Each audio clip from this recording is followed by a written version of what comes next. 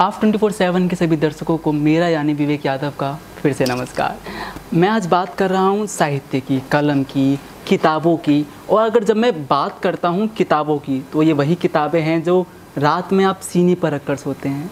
ये वही किताबें हैं जिनका बोझ हम बचपन में उठाते तो हैं पर उसका फ़ायदा हमें ज़िंदगी भर देखने को मिलता है। और सच मैं ये बताऊं भी तो अगर आपने इन किताबों का बोझ संभाल लिया ना अपने कंधों पर तो जीवन भर का जो वो रास्ता होगा ना, जो वो पाथ होगा ना, वो बहुत आसान हो जाता है। तो ऐसे ही साहित्य, कलम, शब्द, अक्षरों की दुनिया से मेहमान आज जुड़ रहे हैं हमारे साथ। और ऐसे ही आज हमारे साथ निशा भार्गव जी मौजूद है। मैम, आपका बहुत बहुत स्वागत है हमारे चैनल पर। धन्यवाद धन्यवाद। तो मैम, मैं शुरुआत आपसे यहीं भाषा से करूँगा। मैं भाषा की अगर बात करूँ तो भाषा में आज प्योरिटी नहीं रही है। अगर मैं बात करूँ तो प्योरिटी बहुत कम हो गई, लोग मॉडर्नाइज कर दिया गया है लैंग्वेज को। तो आप किसके साथ हैं, उस मॉडर्नाइज लैंग्वेज के साथ कि भाषा की शुद्धि के साथ? नहीं, भाषा की शुद्धता अपनी जगह एक अलग बात है, लेकिन हम जिस देश में रहते हैं वहाँ अंग्रेजी और उर्दू का प्रभाव है और भाषाएं भी हैं। तो अगर लिखते हुए उन भाषाओं को हम साथ में प्रयोग कर लेते हैं, उनका मिला जुला रूप भी ले लेते हैं, तो मैं उसके विपरीत नहीं हूँ। बिल्कुल मैम, अगर मैं बात करूँ गज़ल्स की, शायरी की, नज़मों की, तो कई लोग कंफ्यूज हो जाते हैं कि इनमें डिफरेंस क्या है, इनमें अंतर क्या है। तो आप एक बार वो अंतर अगर हमें समझा सकें तो। वो अंतर मैं इसलिए नहीं समझा पाऊँगी क्योंकि मैं तो हास्य व्यंग्य लिखती हूँ और कविताएँ लिखती हूँ। लेकिन जो पहला सवाल तुमने किया कि क्या हम शुद्ध भाषा में लिखें या भाषा का कोई मिक्सचर भी हो तो चलेगा, तो मैं आपको कुछ लाइनें सुनाती हूँ जिससे आप समझेंगे कि हम लोग किस तरह की भाषा का भी प्रयोग कर लेते हैं और जो चलती है। मैं कहती हूँ कि आज की आपाधापी के युग में बहुत भाग दौड़ है, तो मैं एक बिल्कुल भागती दौड़ती कविता सुनाती हूँ, बिल्कुल, जिसमें अंग्रेजी का प्रयोग किया है मैंने जी। और वो कविता इस तरह है कि कपड़े tight, character loose, dress white, काली करतूत, नित नई फाइट, नए नए एक्सक्यूज, हमेशा कंफ्यूज, यही है आजकल की न्यूज़, आपके क्या है व्यूज़? बिल्कुल, आपने आज की कंडीशन को कैसे शब्दों में ढाल दिया है। ये काम भी एक लेखक ही कर सकता है अगर मैं कहूँ तो मैम। पर अगर लेखक की मैं बात करूँ, राइटर की अगर मैं बात करूँ, तो अगर मान लीजिए वो सावन के बारे में लिख रहा है, सावन की पहली बूंदों के बारे में अगर वो लिख रहा है तो वो उसने महसूस करी है, अब उसको पन्नों पर उतार रहा है। अब वो उसको कैसे लिखे कि जो पढ़ रहा है वो भी उन सावन की बूंदों को महसूस कर सके।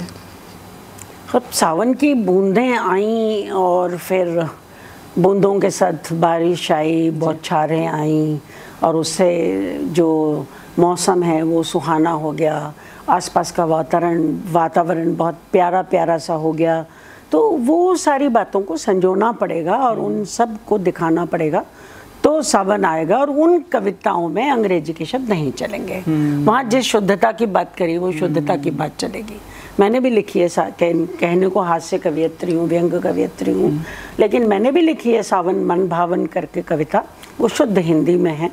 और वही है कि हमें एक माहौल बनाना पड़ता है, एक वातावरण देखना पड़ता है और उसके अनुकूल ही कविता लिखी जाती है। बिल्कुल मैम, टाइम के साथ चलना पड़ता है। टाइम के साथ। उसके बाद उसकी मैं बात करूँ तो सक्सेस जो हमारी होती है वो हर किसी को दिखती है और उसके पीछे का जो स्ट्रगल हो जाता है वो कहीं ना कहीं इग्नोर हो जाता है। तो उस स्ट्रगल के कुछ मोमेंट अगर आपके हों तो आप हमसे शेयर कर सकें। स्ट्रगल के मोमेंट ऐसे तो नहीं, लेकिन यही है कि अपनी घर गृहस्थी में रही, मैं लिखा करती थी छोटी सी उम्र से, लेकिन उसके बाद शादी होने के बाद अपनी गृहस्थी में कुछ सालों तक इस तरह रम गई कि मेरा लिखना पढ़ना बंद हो गया। तो वो जो गैप आ गया वो गैप कहीं आगे जाके थोड़ी दिक्कत तो करता ही है, लेकिन बाद में कोशिश करी और भगवान की कृपा हुई तो उस गैप को मैंने भरा। और आज मेरी 15 किताबें हैं, एक एक करके किताबें आती गई, 15 किताबें हैं और 16वीं किताब में बाल कहानी की लिखने जा रही हूँ। तो बस वो किताब जल्दी ही आई गई। भाई मैम, अगर मैं बात करूं, जब राइटर इतनी किताबें लिखता है, आपने कहा आपने 15-16 किताबें लिखी, तो एक समय पर आकर माइंड ब्लॉक हो जाता है कि अब इसके आगे क्या लिखूं, तो वो आप कैसे हैंडल करते हैं? मुझे लगता है लेखक और कवि की ज़िंदगी में वो दिन कभी आना नहीं चाहिए।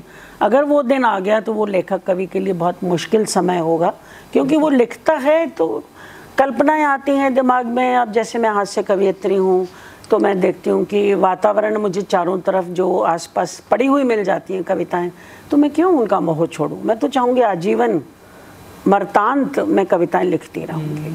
कविताएं या बच्चों की कहानियाँ या बड़ों की कहानियाँ, मेरी लघु कहानी की किताब भी है, कहानी की किताब भी है, बच्चों की कविताएं भी हैं, और अब बच्चों की कहानी की किताब आएगी।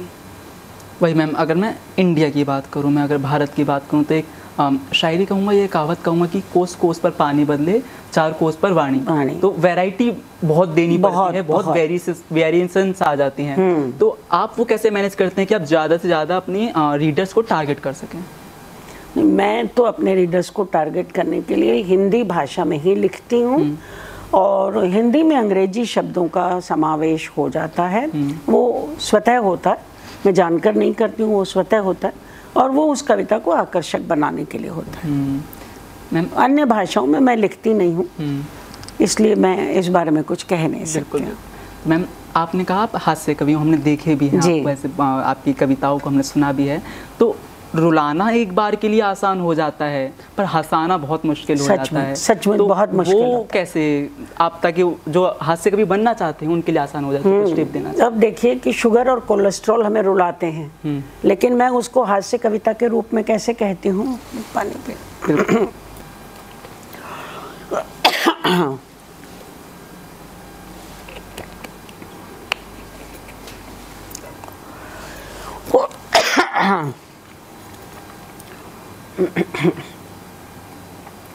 हाँ, तो शुगर और कोलेस्ट्रॉल बीमारी के तौर पे हमें बहुत रुलाते हैं, लेकिन मैं 2 पंक्तियों में एक बात कहती हूँ कि शरीर में शुगर और कोलेस्ट्रॉल बढ़ने का बरसों बाद समझ में आया चक्कर, जिसे देखो वही हमें कहता है तुम्हारे मुंह में घी शक्कर, तुम्हारे मुंह में घी शक्कर।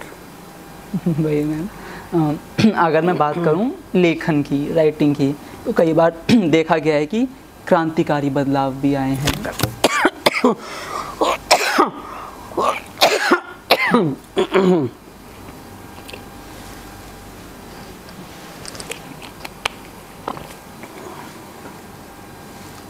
सॉरी, कोई तो मैम, अगर मैं बात करूं लेखन की, राइटिंग की, तो राइटिंग से हमने देखा कई बार क्रांतिकारी बदलाव भी आए हैं। अगर मैं कार्ल मार्क्स की बात करूं, तो उन्होंने कम्युनिज्म पे ऐसा लिखा कि वो पूरी दुनिया में फैल गया। वो क्रांतिकारी अब नहीं है कम्युनिज्म, बिल्कुल, पर वो फैला एक किताब से था, एक लेखन से था। तो ऐसा कैसे लिखें कि बदलाव, इतना बड़ा बदलाव भी आ जाए? नहीं, जो भी हम लिखते हैं उससे बदलाव की बात तो होती है। जैसे मैंने कुछ कविताएं लिखी, आजकल तो उतना नहीं है, पहले महिलाएं विडो हो जाती थी तो उनके ऊपर बहुत सारे बंधन होते थे कि सफ़ेद कपड़ा पहना है या रंगीन पहनना है तो हल्के रंग का पहनना है। तो ऐसी कविताएं लिखी मैंने, जिनको मैं समय परिवर्तन की दिशा देती हूँ, और जिनमें मैंने कहा कि किस तरह वो लड़की, मैंने मतलब उस कविता को अपने आप से ही चालू करते हुए लिखा कि हाँ मैं विधवा हूँ, और उसमें बताया कि मैं सब तरह के कपड़े पहनती हूँ, मैं बाहर जाती हूँ, मैं सारे प्रोग्राम्स अटेंड करती हूँ, मैं कीर्तन में जाती हूँ, लेकिन ऐसा नहीं कीर्तन में ही जाती हूँ, मैं और बड़े बड़े कार्यक्रम में, पार्टियों में भी जाती हूँ और पूरा आनंद लेती हूँ, मज़ा लेती हूँ। दुनिया का तो ये चाहिए कि वो मेरे मुंह पर उदासी देखे विधवा के नाते, लेकिन उस कविता में परिवर्तन के तौर पर ये दिखाया कि किस तरह वो अपने आप को विधवा कहते हुए, वो महिला जिसको मैंने अपना रख के किया है, और वो किस तरह से परिवर्तन लाने की कोशिश करती है समाज में, और ये बताती है कि क्यों मैं उदास रहूं हमेशा, क्यों मेरे ऊपर उदासी छाए रहे, क्यों समाज मेरे परिवार और मेरे घर में झांक के देख रहा है कि कहीं मैं मुस्कुरा तो न दूं, लेकिन मुझे हक है पूरा, मैं मुस्कुराऊंगी। बिल्कुल मैम, अगर मैं आपकी पास्ट की बात करूं तो आप वाह वाह क्या बात है जैसे बड़े रियलिटी शो में आपने शिरकत करी, तो उसका एक्सपीरियंस आप हमें बता सकें, क्योंकि बच्चे ज़्यादातर इसी से इंस्पायर होते हैं कि अगर वो टीवी पर दिख रहे हैं तो वो बहुत अच्छा बोलते हैं। ये तो आप एक बार वो बता सकें। ये बात तुम्हारी सही है कि बच्चे उससे इंस्पायर होते हैं, और इस बात को माना और जाना भी जाता है कि हाँ आप टीवी के कितने शोज़ में आए। ये जो वाह वाह आ रहा है, पहले ये शो जो आ रहा है, किसी ज़माने में वाह, ये है वाह भाई वाह, पहले आया करता था वाह वाह के नाम से, जब डॉक्टर अशोक चक्रधर हुआ करते थे, मैं तब भी आई थी। उसके बाद शैलेश लोढ़ा ने जब संभाला था, तब इसका नाम वाह वाह क्या बात है था, तब भी मैं आई थी, और अब वाह भाई वाह में भी आई हूँ। और मेरा अनुभव अगर आप पूछेंगे तो वाकई बहुत अच्छा रहा। हम लोग यहाँ से फ़्लाइट का टिकट हमें दिया गया था, तो हम बॉम्बे पहुँचे थे, और वहाँ पर उनकी गाड़ी लेने आ गई थी, हमें होटल में ठहराया, होटल का सारा खर्च उन्होंने वहन किया। मगर ये बातें तो आम होती हैं। असली बात तो ये थी कि वहाँ जो शूटिंग करी हमने, वो शूटिंग में जो आनंद आया, और शूटिंग से पहले शैलेश लोढ़ा जी ने जो गाने गाए हैं अपनी ऊर्जा बढ़ाने के लिए, बहुत सुरीले, बहुत अच्छे गाने गाए, और उसके बाद शूटिंग हुई। और मज़ा ये आया कि उस शूटिंग में कोई एडिटिंग नहीं हुई, सब एक बार में हो गया। इतनी अच्छी तैयारी करी हुई थी। शैलेश लोढ़ा जी ने एक बार हम लोगों को बैठा के पूछ लिया था कौन क्या क्या सुनाएगा, क्या करेगा, तो उस मुताबिक सब ने किया और कोई एडिटिंग नहीं हुई। मेरे 2 एपिसोड हुए थे, दोनों में कोई एडिटिंग नहीं हुई और बहुत आनंद आया। चलिए मैम, वक्त का भी तकाजा है, अब जाने का वक्त हो गया है, तो जाते जाते जो एस्पायरिंग राइटर्स हैं, पोइट्स हैं, कवि हैं, जो हास्य कवि बनना चाहते हैं, वो आपको देख रहे हैं, वो आपको सुन रहे हैं, तो उनके लिए कोई मैसेज देना चाहें ताकि वो आगे ग्रो कर सकें? मेरा मैसेज यही होगा कि हास्य को कहीं ढूंढने की ज़रूरत नहीं पड़ती। हास्य हमें अपने आसपास के परिवेश में पड़ा हुआ मिलता है, बस हमें उसे उठाना है, उसे ढूंढना है और उसी प्रकार से कविताएं लिखनी है। जैसे मैं एक छोटी सी बात बताती हूँ कि व्रत और उपवास तो सब लोग रखते हैं। अब मैं किस तरह से व्रत और उपवास की बात को कहती हूँ कि जब से हमने यह बात कर दी सार्वजनिक कि हम मंगलवार का व्रत रखते हैं साप्ताहिक, हमें खाने के निमंत्रण मिलने लगे लगातार, दिन सदाई चुना जाता है मंगलवार।